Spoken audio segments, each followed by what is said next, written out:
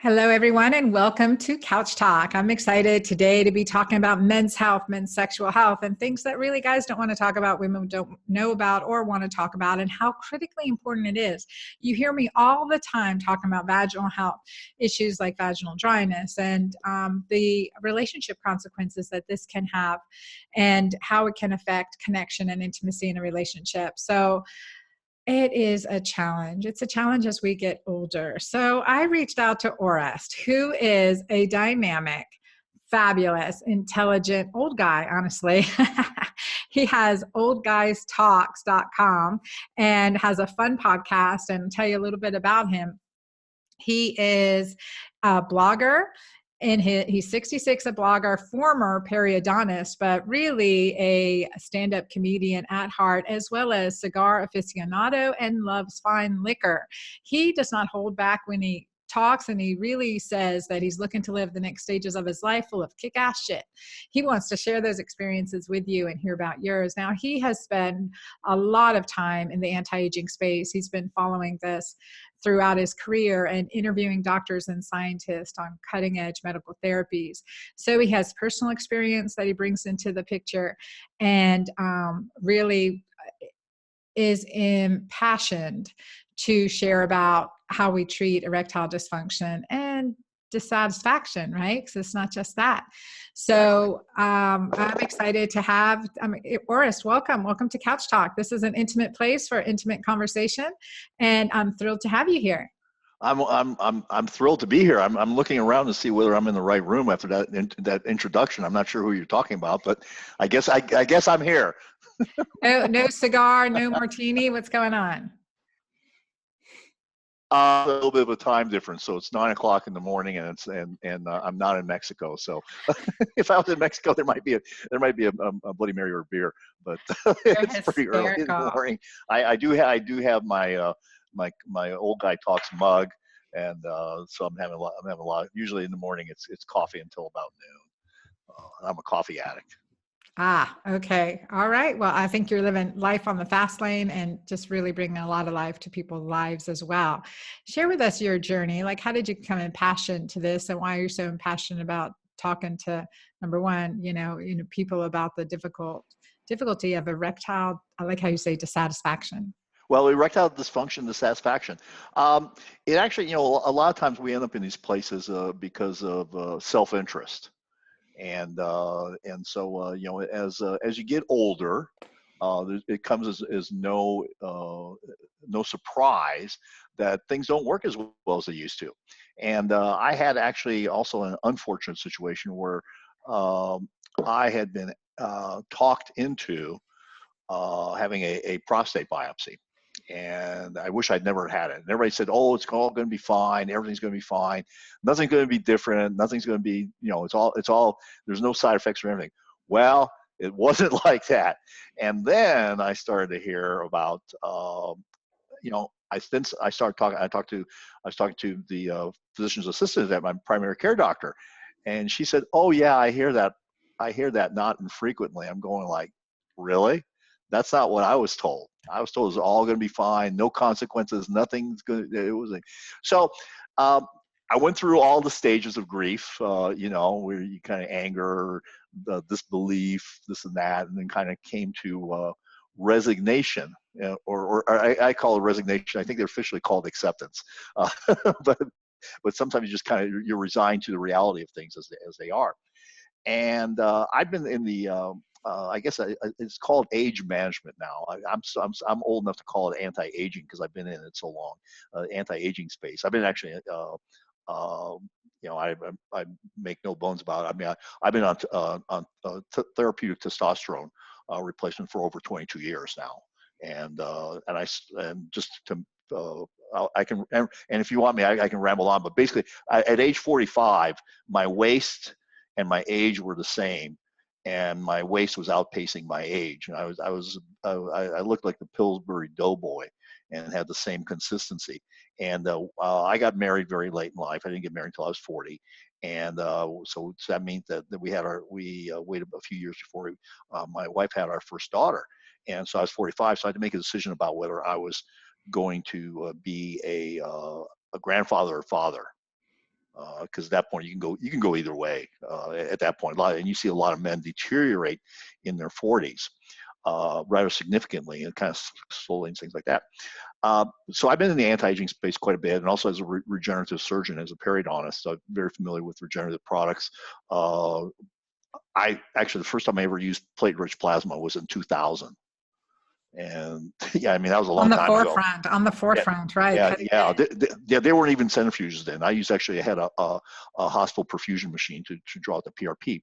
But I had actually an injury to my bicep tendon from working out, and a friend of mine said, you should go see this doctor. And I saw her name is Carmen Mora, and we started talking.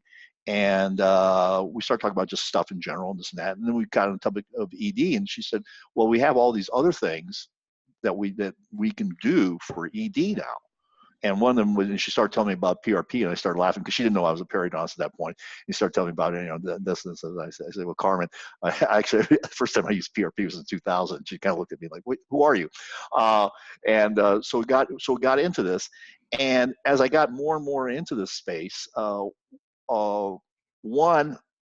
first thing I discovered was there's several new therapies that are out there that were not available until recently, and everyone is different. We're all going to respond to them very, very differently. And so I had a chance to interview expert doctors to treat erectile dysfunction, dissatisfaction on a regular basis, and about these expert therapies that they use in their offices. And so I was able to put this together, put these interviews together. And then I got into a lot more about, and this is kind of, maybe about what our friend and his partner in life, male or female, what are the ramifications in a relationship for a person who has erectile dysfunction? And it really affects people at so many different levels. When you start really to look at it, that it's absolutely incredible. That's so true. Tell for our audience too, what is PRP and how is it being used for erectile dysfunction? Okay. And then we'll definitely get into the other modalities as well. Yeah. Platelet-rich plasma is basically your own blood product. It's basically you let's say they may take 20 cc's of your blood and spin it down in a centrifuge, and they take out the part that has platelet-rich plasma, which has a significant amount of growth factors. And they apply that's applied topically. Some people are using it with, I think we're supposed to call it allographic biografts, aka stem cells. Sometimes people will use that in combination with those type of things, and that works very, very well for some people. And basically, what it does is it actually increases the vascularization in that area. And erectile dysfunction is all about proper vascular blood flow. It's all about blood flow. It's all about getting blood to the penis. It's all about keeping it on the penis until you're finished with having sex. And so the using your own body's healing capacities actually is what PRP is basically in a concentrated form. And as you well know, PRP is used for I'm hard pressed to find a part of the body now that people aren't using PRP for. It's actually kind of an amazing thing that people are using, and that's one of the therapies that works very well for many men.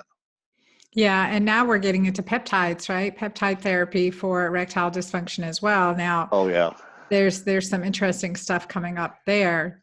Yeah. Peptides are an interesting thing in that they have a different form of mechanism. At least the ones that I'm familiar with is that they work on your brain versus locally. And the peptides I'm familiar with that are used for erectile dysfunction are actually they're actually more of an aphrodisiac because they actually work on men and women. And so it's kind of an interesting thing because it works on your brain and stimulates your brain versus a local stimulation that like you would with a PRP and other therapies that are out there. So how with the PRP, you're seeing good results with that? I think that a lot of people are. We're all really different on this stuff, and some things are going to work really well. For some people, everything's going to work, and for some people, it's a journey of discovery about what's going to work, what doesn't, and a lot of times it's not going to be just one treatment. And also, it really depends on where you start. If you are just kind of having what I refer to as dissatisfaction, and that dissatisfaction is like, well, maybe you're failing after, maybe the alcohol that you've had is starting to affect you more than it has in the past, or maybe that you're not able to, certain positions that you used to be able to do are not as easily you can't do them as easily or can't do them at all anymore. It kind of weighs in. And so erectile dissatisfaction and dysfunction is that you slowly, unless you've had a major event like a prostatectomy or some prostate damage or some sort of other damage, you slowly kind of ease into it, and you don't really know that it's happening. It's all of a sudden you kind of like, how did I get here? And you don't really understand. It's not like a diabetic who kind of starts, all of a sudden, they have high blood sugar, and then next thing you know, they're taking oral meds, and next thing you know, they're taking shots. And so it kind of, it's for most, it's a gradual decline. And part of it is you accommodate that decline over a period of time, and you have a new normal, which is not healthy. And that can really affect the affects the person and the person that they're in a relationship in just incredible different ways. Yeah, and I want to go into that. I'll talk, because I've treated a lot of men with erectile dysfunction. Because I help women with sexual health, and they bring in their guy, right? Uh-huh. And so part of the, my whole philosophy is erectile dysfunction, early signal of cardiovascular disease. So we know that. So exactly. Heart health is crucially important. Aerobic exercise, high intensity interval training to boost up testosterone growth hormone. So that's part of it. High intensity interval training, getting a good night's sleep. And of course, get keto green, like follow those regimens, extended fasting, a small eating window, cut back on all the inflammatory foods, processed foods, and glucose, right? Sugar. So that there's that nutrition aspect that goes without saying, and then supplementation. So I've used Mighty Maca Plus 2 to 4 scoops a day in men with erectile dysfunction, libido issues as well. Sometimes we have to go a little bit higher initially, and then go back down to 2 scoops a day. And then arginine alpha-ketoglutarate to increase nitric oxide. So maca will also increase nitric oxide, but then adding in arginine. And I use a product from Zymogen called NO Max. And then adding in something that keeps testosterone free. So I use another product from Zymogen called Testoplex. So that was my sexual health triad for sexual dysfunction. And that usually gets blood flow, improves erectile tissue and responsiveness, sensitivity, helps with premature ejaculation. So we see those aspects. And then my next thing, depending on the age of the client, would be to add in, something that's going to increase the body's own natural testosterone production. So whether it's Clomid or something like that to stimulate in a male production of testosterone, and or adding in testosterone as well. I never want to negative feedback continuously to at all inhibit the brain from producing, signaling the production of testosterone. So want to keep alternating that and keep Clomid on board as long as possible if we need it, to just keep that stimulation going. So testosterone on board, and then again making sure we know where testosterone's going, that it's not going to estrogen causing moobs. It's not going to dihydrate testosterone. That's going to be the very potent male testosterone that can cause balding, also aggression. So there's a little bit, but we don't want to be pushing those directions. And it really depends on the individual genetics and environment that are part of that. And I'll add in zinc, typically 60 milligrams of zinc a day, maybe chrysin, or again, for those conversion issues that we want to have this nice complement that we're keeping testosterone free and available. And then, sometimes we need to add in, I've used secretagogues to help the body, to help stimulate the body's production of growth hormone in those ways. But sleep and high intensity exercise, those are fundamental, foundational, and absolutely necessary in working with, erectile dysfunction. And just like we have G-shot or O-shot injections for women, PRP for men. And now this peptides, how that's coming about. But I always let's get the nutrient building blocks in there first. Now this can cause, again, going into the discussion of how this affects relationships. How do we talk about it? How do we work with our patient through it? And what are some things that we can do to help our partner with erectile function? Yeah. Well, a lot of it has to do with the fact that most men, first of all, because it occurs relatively slowly in most men, and it's embarrassing, and not infrequently, more the rule than the exception, is that men don't want to talk about it, and they won't talk about it to their significant other. They generally don't talk about it to their doctor, to their, and they don't talk about it to other men. I mean, men don't sit around having a drink and smoking a cigar and say, "Hey, by the way, my junk hasn't been working. How's your junk working?" And so they don't really. It's not something that happens.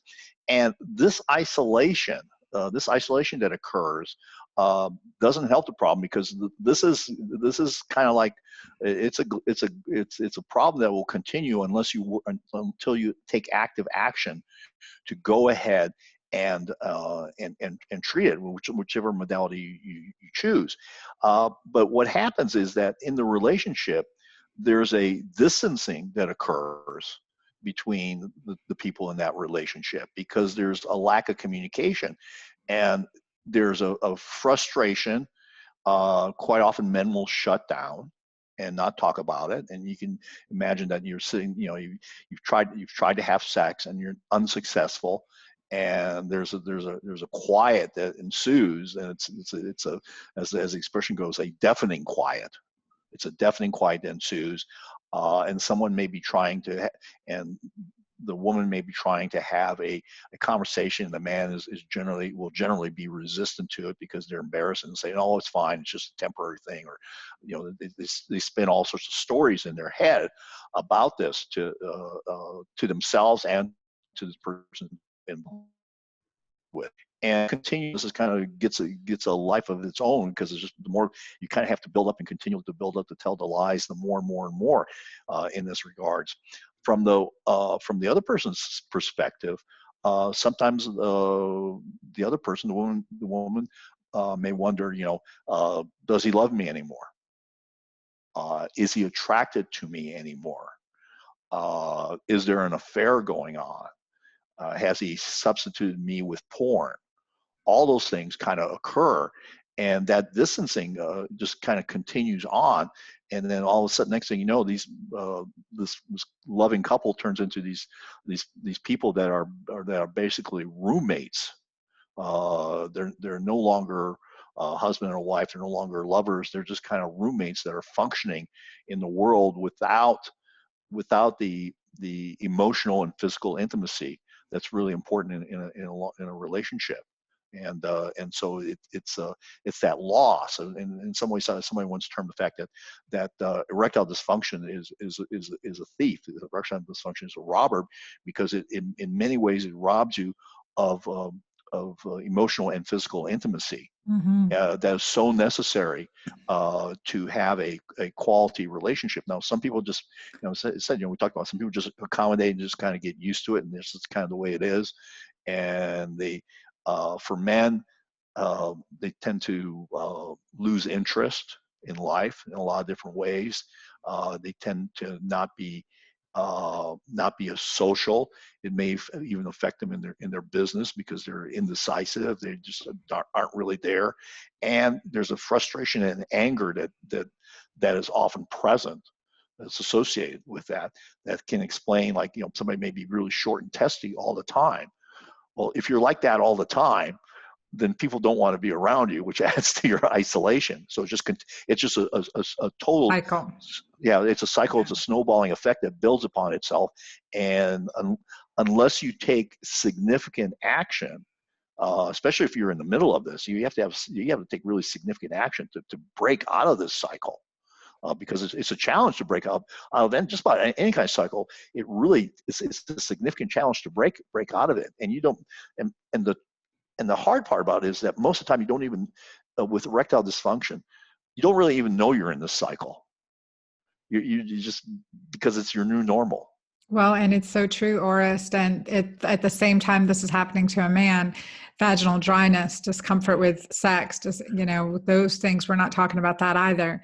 So it's working both ways, and that creates a separation in the intimacy of a couple, and it's not where they want to be. Yeah. You know, and so husbands and wives trying to, you know, be there for each other, but then having this roommate phenomenon versus sexual intimacy. And it is good to know that there's so much that can be done about it. But yeah, it's, you know, the whole concept is that as we get older, the without that frank discussion, most most men do not realize what's going on in a woman's body.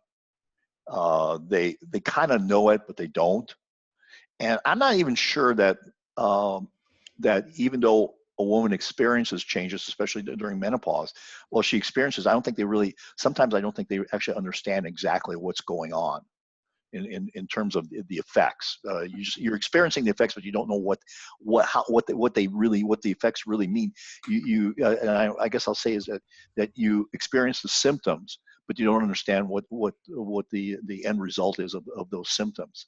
And so one of the things that you know, we've talked about, because we spoke about this earlier, is that guys are just kind of like stunned when we talk about when I mentioned to them that a lot of women, especially if they've had vaginal births, have urinary incontinence. And this is kind of like it's kind of like, oh, I never knew that. And then you hear it go, oh yeah, my girlfriend does. And you know, this is like something that people hide. Versus, I mean, you don't want to sit there and broadcast it out. You know, right, you certainly, right. yeah, you don't want to post it on your shame with it, right? Yeah, you don't want to post it on your Facebook, on your first page on Facebook, but you certainly should be able to have that discussion with your significant other. Yeah, you really should. Yeah, and there's lots of things, and the same things, you know, with men, especially as they get older, things dark and, you know, for other things, and the the the crazy part about it is that in, you know, at this, we are at a time where there are things that can really significantly alleviate the pain that we are undergoing as part of the aging process. I mean, we don't never really we're not stopping it, you know, but we can alleviate the pain, and there's so many things that are available now to do that you don't have to age in a decrepit way. Aging is mandatory, suffering is optional, right? Yeah, Orest? yes, exactly. So So that, true. yeah. So this whole thing about, well, well, that's the way I remember my grandmother. That's the way I remember my parents, or whatever. Stuff is that we are, you know, it's exciting, some of the things that are out there to improve the quality of your life. And the other thing is that, you know, most people will do many things to, if you talked about somebody about improving their life, they're kind of interested. But if you talk to someone about relieving the pain in their life, they're really committed. And so that's really the thing, is that these things will help minimize or eliminate a lot of the pain in your life. Mm-hmm. You know, it will, you know, all the anti-inflammatory things that you can do that are available out there, and there's many things that are actually available out there, and you just have to pick one. Yeah, and really want to be clear, we're not talking about Tylenol and Advil, right? We're talking about turmeric. Yeah, You know, my Mighty Maca Greens has turmeric, quercetin, resveratrol, right, greens, unazagado. I mean, just potent antioxidants that help our body combat the inflammatory pathway. So yes, exactly. And then again, the lifestyle, right? Here, I'll push a plug again, keto green, not keto dirty, but keto clean, which is keto green, right? That lifestyle. And it's more than about what we eat. It's a lifestyle. Orest, I want to talk about so many men, you know, we've seen this now for decades as a practicing physician, right? The Viagra, first on the market, Cialis to follow. And so these meds for erectile dysfunction, how are they affecting men? How are they affecting their sexual function? What are some cautions and about it? okay. Well, I'm working with someone, and he's in his early 20s, and what I was stunned to hear was how many of his friends are using ED meds. I like, Wow. What? wow. I was Yeah. like, I mean, but there's a whole bunch of stuff that's going on to men in terms of endocrine disrupting compounds and things like that. But the whole thing about the ED pills is a couple things. One is that and this is, I'm not a physician. I'm not, this is not medical advice, but this is just my own perspective on things, is that when you are suffering from erectile dysfunction or dissatisfaction, you kind of have at the very beginnings, in the early stages, you kind of have two courses that you can go. You can go down the med course, and the med course is kind of an interesting thing because it's a quick, it's easy to get, it's a quick reply. It's just easy access. I mean, you can buy it on the internet. That there's all sorts of doctors now that are ready to prescribe. They're ready to prescribe you stuff without ever having seen you as a patient, which is totally just mind-boggling. It's just like, wow, we've gotten to that point. I mean, yeah, we want access for everyone to healthcare, but how do you know this person? How do you know what's going on in their life? You do a quick consultation with them over the phone, 10, 15 minutes, and you just write them a script just so you check off some things so you don't get in trouble. So ED meds are very, very interesting in that, with the exception of Cialis, most of them, the window of opportunity is just a few hours, and heaven forbid that. Let's say you take your ED meds and you think it's all great, and so you go to the bathroom and brush your teeth and you come back and your significant other's asleep. That's never happened, has it? And then one of the side effects of ED meds is a headache. So a friend of mine used to complain, he used to get headaches about it. He said the only thing that his ED didn't improve his sex life, but it sure gave him a lot of headaches. So that's the whole thing. And for many men, ED meds over a period of time lose their effectiveness, and then for all 5 grams. And the next thing you know, your primary care physician says, well, I can't give you anymore. You're at the limit. And so like you got the decreasing efficacy. The other option is especially in these early stages, is you have some of these therapies that are out there that one, you don't have to, you don't have to time your sex. If you do some of these things, it can be more spontaneous. You don't have to go like, okay, or I have 3 hours. I have 3 to 5 hours it can be more spontaneous, more natural, and you don't have to worry about taking the meds. Oh shoot, we went away for a weekend. I forgot to take my ED pills. Ow! Then what do you do? So I kind of like the idea of having, rather than taking pills, and there's plenty of things that we need to take medications for, but if you can do something to increase the healing capacity of your own body, I think that is the far superior way to go, especially since it's a vascularization thing, and that tends to kind of help alleviate the more dramatic symptoms later on, especially if you're increasing vascularization, which most of the therapies, that's what they do, is increase vascularization. Yeah. And so we're talking PRP, we're talking peptides, talking, Sonic wave. Yeah. And sonic wave. Tell me about that. Yeah.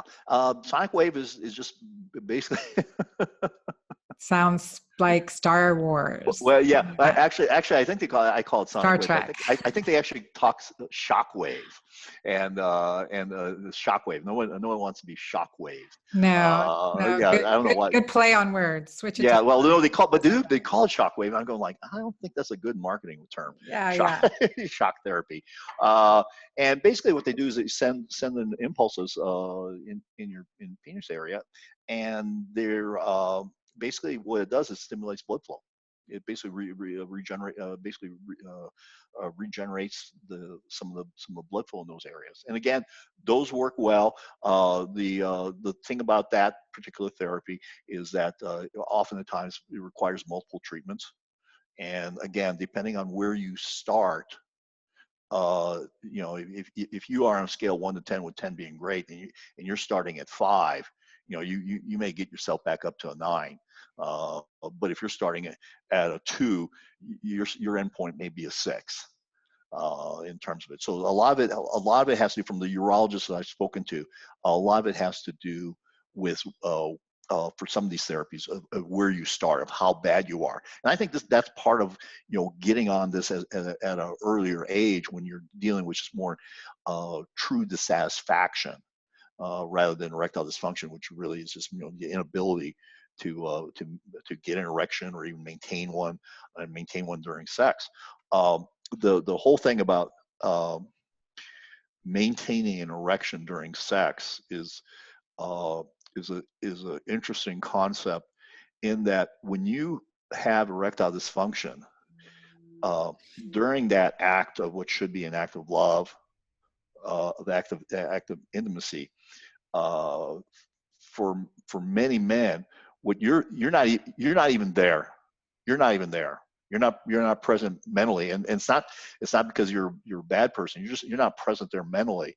You're just there as thinking, oh gosh, I hope my penis doesn't go limp. I hope my penis doesn't go limp. You know, you're just kind of like all that, and it's all getting inside your head.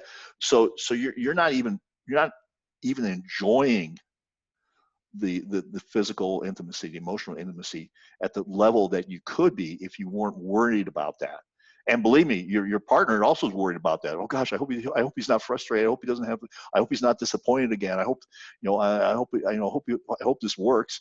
You know, and so that is another big component in terms of the actual act of sex is significantly affected by the potential and the realization of not being able to complete the sexual act. So And how do you recommend they reframe that? well, I think, you know, we have to look at therapy. One, I mean, what's going on in the bedroom or wherever you're having sex, you know, but you know, about what's going on. And you have to, I think there's a certain amount of personal self-honesty. A man has to have some self-honesty about this, and to say, okay, things are not working like they used to. Things need help. I need, you know, things I'm trying, the ED pills, they worked for a while, they're not working anymore. I need to go find someone who really knows what they're talking about. And that's a little bit of a challenge now, you know, because there's a men's vitality clinic on every corner, and you know, and who knows? I mean, it's a cash business. It's very lucrative. But half the people, I don't know what half or whatever, but I suspect that a lot of the physicians in there don't really exactly know what's going on or what they're doing. And you know, that's an unfortunate thing, but that's the reality of it. Is that a lot of times you want to make sure that you're in a situation with a healthcare provider that actually is taking the time to understand what your problem is, what your condition is. And I mean, if they can get you in and out of there in 15 or 20 minutes, they don't really know who you are. Mm-hmm. They really don't know. There's not much on the prevention, getting to the root cause and relieving those issues, you know, versus symptom treatment, symptom management. Yeah. So have to be very conscientious about that. Yeah. So it's a you know, it's this ED, you know, sometimes people snicker, and it's so funny because when people say, well, what do you do? And I tell them, and then like the room just kind of goes quiet. It's just like, and then like maybe, you know, like you can be at a party and I just talk about it. You know, my wife's gotten used to it. She's just like, oh, yeah, that's what he does. But what's happened, and then like later somebody will come up and they'll start like asking you questions, and it's so comical because they go like, well, you know, I'm okay, but I have this friend, like that's such an old line.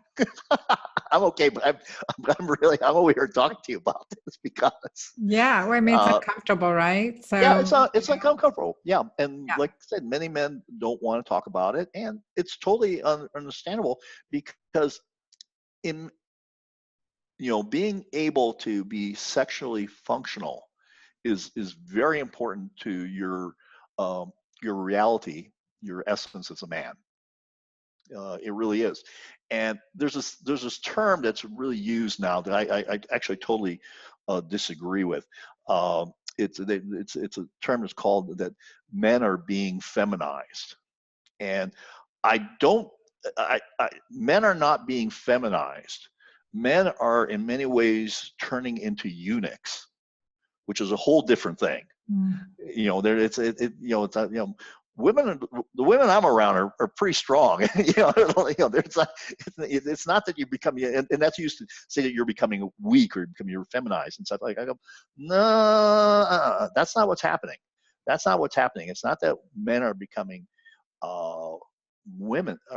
It's actually they're losing their essence as a man and they're becoming eunuchs. Mm. That's the worst part, is they're becoming a shell of what they used to be as a man. It's not being replaced with something. It's not being replaced with something. It's basically you're just kind of losing it and you're becoming this shallow version of what you used to be. Mm. And that's what happens to men as they get older. You see that especially in because I mentioned I've been on you see that like in the gym. I used to, before we moved to Las Vegas a year ago, I'd been going to the same gym for 30 years. And so I see the guys who are my age, and I can tell which ones are really taking care of themselves from a hormone replacement level and which ones are not. Because the ones that are not are all of a sudden kind of like they have this they're starting to get they're shriveled in, and their shoulders are coming forward, and they're shriveling up, and they're just they're cranky. Oh my gosh, they're cranky.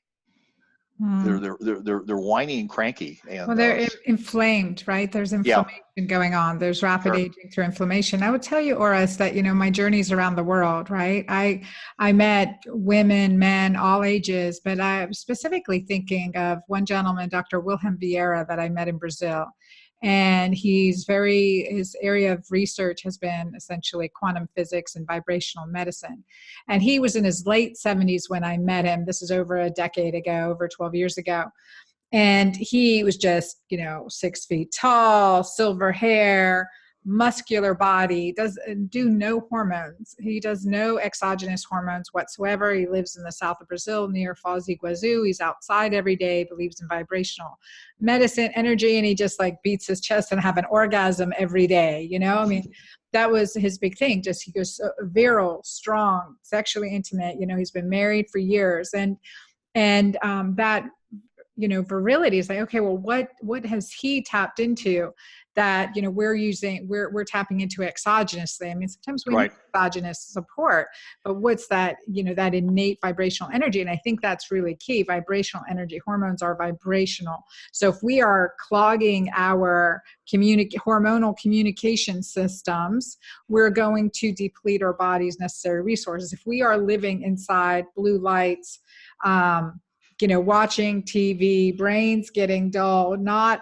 out in nature, sure, tapping into the Earth's vibrational energy, as well as, high quality, nutrient dense, rich, freshly picked, plucked foods, that's also critically important. So, and then other areas in the country that, I think that's, men without hormone therapy, very active, very physically fit, not suffering from erectile dysfunction. And so it's something, we've got to get this natural balance and never forget how important those foundational philosophies yeah, are, because we're not destined to be shriveled up old people. yeah. We're not destined to be that. We can be tall, strong, and dynamic. Well, this whole thing, you brought up, what I guess some people refer to as endocrine disrupting compounds, the blue lights, the hormones in the food, the GMOs, And all the porn, process. right? And Yeah. porn will deplete Oh yeah. testosterone levels, right? Yeah. It People will. don't realize that. It's such a testosterone depleter. Yeah, and the other thing is that porn has an interesting effect uh, in that there's a thing for young males, and I was just like stunned when I saw the statistics. It was in England that said that 50% of boys age 12 will have seen porn online. 50% of boys age 12. And there's a thing called PIDE, porn-induced erectile dysfunction. Mm-hmm. And what that has to do with the fact is that your brain is rewired, uh, and that you are no longer sensitized to normal sexual stimuli because you've been hypersensitized to things on porn. And so you have these young kids, and this goes back to what we were talking about. I was talking about earlier about this guy who says he has so many friends on ED meds in their early 20s, and part of it is that they have this concept that they see this porn movie, which they have no idea how many injections those porn stars have put into their penis. I mean, they're all jacked up between the ED meds, Trimax, all sorts of stuff, just so they could film for 6 hours. I don't care who you are. If you're going for 6 hours, it's not natural. There's like that's not, but they have this whole idea, and then how the woman's supposed to act and all this during the porn, during having sex and all that stuff. And so they have this totally unrealistic expectation about what sex is. And I won't say when you're at that point where it's love, or maybe even love, but most of the time it's lust. But you have this whole idea of what it's supposed to be like because you saw this on a movie, and when you get around to it, it's not like that. And so you're having a hard time responding because you've been desensitized to normal sexual stimuli by the porn that you're looking at. And so it becomes a problem. There's actually a Department of Defense study that actually says that, because they have a big problem with porn because they got people stationed around the world a lot of times without the ability to have a physical contact with their loved ones, things like that. And that there's that porn was actually related to violence against women. And that was like you can Google that, Department of Defense studies, and it's a very, very interesting, because that's a problem now with Saharan in the military and sexual assault, and a lot of that may be due to porn. The other thing that a lot of people may not realize is that we talk about testosterone levels. Generationally, testosterone levels in men are going down in a significant way. There's I'm looking at the Massachusetts Male Aging Study, and it looks from 1987 to 2005, and they're showing just generationally lower levels of men having testosterone, which is manifesting itself in a lot of different ways. But this has to do a lot with the endocrine disrupting compounds that we're continuing more and more exposed to, and this is affecting the development of men as men because of that. And the rheologists I'm talking about are talking about seeing younger and younger men in their office with erectile dysfunction and low testosterone values. And this has, articles about, we're all seeing the articles about millennials having less sex than boomers did, and or other generations. But a lot of it has to do with testosterone is very, very, very important for sex drive in a man.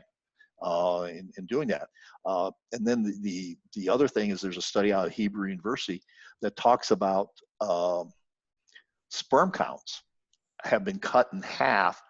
Let's see, I'm looking at here, 1973 2011, and this study actually kind of extrapolated out, and this is only in the industrialized world. Yeah, yeah, absolutely. I saw that in my medical practice as a gynecologist, and helping so many clients with fertility. Is in the 90s we said male factor was 30%. Now it's easily 40 to 50%. So we see that male factor and fertility is becoming a bigger issue. So there's certainly a generational component to this, as well as the toxins are affecting the fragile sperm. I mean, it is fragile sperm. And so we need to empower that, and just having the discussion, because marriages are suffering, right? In this perimenopause, menopause, andropause, we have these physiologic changes that create behavioral changes, and then we think it's the partner, or it's the it's the relationship, and it's not. It's physiology. And once we reignite physiology, reignite the relationship. Orest, I have a program, it's called Sexual CPR, right? I am the women's Yep. health expert, but not the technique or relationship expert. Let me just qualify that right now. But the women's health expert, and because also component for men's sexual health is what I teach as well, because it affects marriages. And having this conversation, understanding each other, what you're going through and how that affects us relationally is vital for healthy marriages, the longevity of healthy marriages. And Yeah. I'm glad you're speaking about this. So solutions, give us some, let's close with some solutions and next steps. I think the first thing for a man is to check, to find a knowledgeable doctor to basically make sure that they are optimized from a physical standpoint. And I would say that's a hormonally optimized from the nutrition standpoint, to be optimized from a health standpoint in terms of physical fitness, because that alone will make huge huge effect in terms of your life, the quality of your life, not just the longevity, but the quality of your life. And then start having the awkward conversations. Mm-hmm. I think that men avoid having awkward conversations, and maybe women do too. Well, is there a way for a woman to talk about it with their guy? Say, hey, I mean, what do you say? You're worried of hurting feelings or emasculating your spouse. I think you start with the fact that I love you, and I want us to have the best relationship possible. And there are some things that are going on that are that challenge, and I think we need to talk about it. That's the worst thing a guy could hear. I mean, I mean, that's like the death knell. It's like, we need to talk about something. Like, oh shit. Right. Yeah. So What did I do? What didn't I do? Yeah. So don't start the conversation with "we need to talk about something," because instantly the defensive and the radars go up. But I think it just kind of come in from that kind of supportive way, and then kind of ease into that conversation. And I think once you start that conversation, I don't think it's a difficult conversation to have. I think the start is the more awkward. And also, I think that there's also out there a number of marriage coaching programs that are helpful. I'm sure there's some that are out there that are bad. There's some out there that are good. I know I've interviewed someone about one of theirs, and they really deal with the relationship aspects from a body standpoint, from a physical standpoint, in terms of your own individual bodies, from a balance standpoint in terms of your relationship, from a spirituality standpoint, and also about finances, about the business and how they relate to each other from a finance standpoint. So I think those kind of situations where you address those four aspects of your life, and to talk about them with not in anger, because a lot of times, not infrequently, that those conversations come up, but it's usually when not infrequently is when people are pissed off, or they've had that second or third glass of wine, and that's not Not That's the not time. the time. Yeah. That is not the time to be having that conversation. The 3 glasses of wine that's not a time to be having a serious conversation. That's actually a time to say, like, stop. We are not having this conversation. Neither of us are in a frame of mind or a mental capability to have that discussion at this point. And Right. Yeah, exactly. Time yeah, out. Let's come back to eh, this when we're yeah, both yeah. fed and I happy. Yeah, I don't think we use coaches enough. No, I agree. Every good, I would say every good athlete has a coach. Every Yep. good relationship, have mentors, coaches, good examples that you can have these conversations with. Yeah. Yeah, yeah. So I think that those are the 2 things, uh, and I think at the same time, both for men and women, I think it's also important that you say, okay, where am I in this? Who am I in this relationship? What am I doing in this relationship? And there's going to be good, there's going to be bad, but having to make a, uh, assessment and writing it down, actually writing it down. I mean, just thinking about it it becomes just more of a wishful thinking exercise. But writing down, saying, like, okay, these are the positive things I bring into this relationship between us, and these are the negative things. This is the baggage that I carry in this relationship. I think that's an important part, to be honest with yourself about who you are, and that's for both people in the relationship, both the man and the woman, in a relationship, because some people, people always go, oh, this is the big lie that some people tell themselves, is that, oh, they're not right for me, I'll go find someone else. Right, exactly. And then they Okay. initially get a charge and then they think, oh, well, that's the reason. And that's not the reason. Yeah. So, And my comment to that is, wherever you go, there you are. exactly. Because the same mistakes that you made in the previous relationship, you're going to bring those mistakes. They will not. You're right. Initially, there's that kind of that whole honeymoon period, this and that, and they won't show up initially.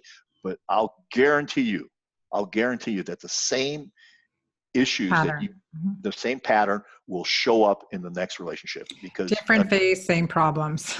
yeah. Yeah, and again, people don't want to accept that, because personal growth, because we're really talking about personal growth, and it's a hard thing to do. I mean, it's not easy. My concept about stuff is that there is no such thing as status quo. There's no such thing as maintaining. You are getting better or you're getting worse. We're getting better or worse.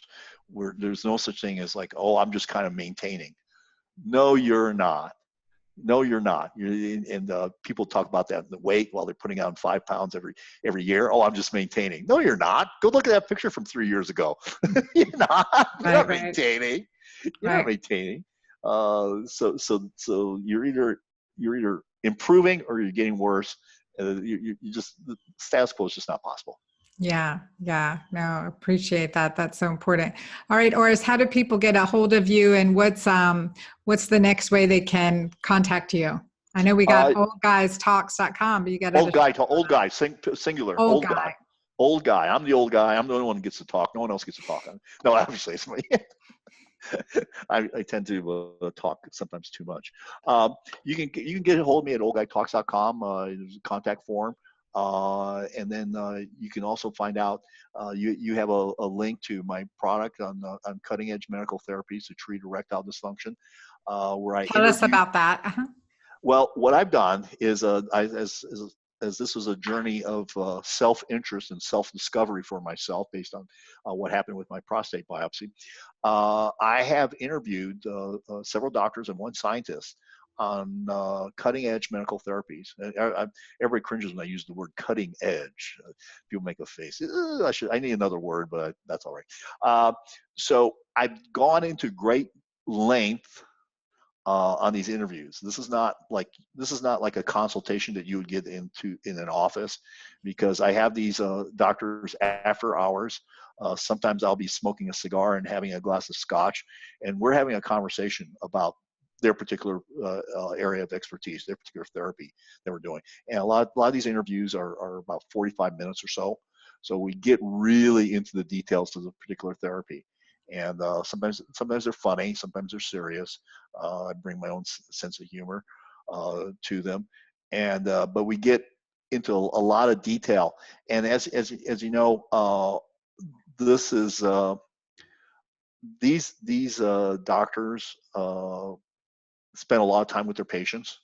And so these consultations would run several $100s for initial consultation with these, and the you can get this information at a fraction of the cost.